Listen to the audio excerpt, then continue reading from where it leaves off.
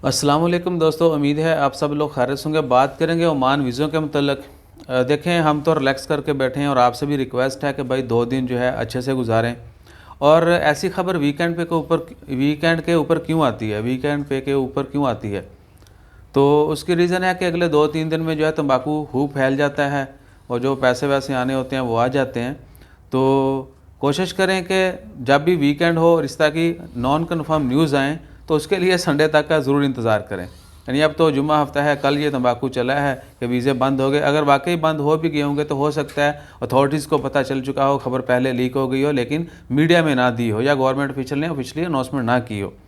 तो क्या है कि कल जुमेरात 8 अप्रैल से जो है ना ये सिलसिला चल रहा है कि वीज़े बंद हो गए। आज जुम्मा है, तमाम दोस्तों आपको जुम्मा मुबारक, और ये भी कि उम्मीद है आपका दिन अच्छा गुजरा होगा।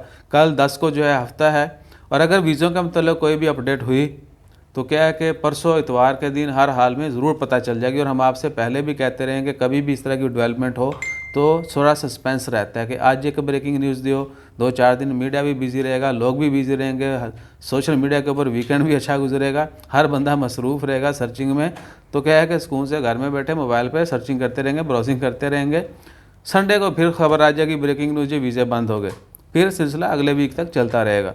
तो क्या है कि सस्पेंस होता है, चीज़ें जो हैं ऐसे ही आस्ता आस्ता इशू की जाती हैं, शेयर की जाती हैं।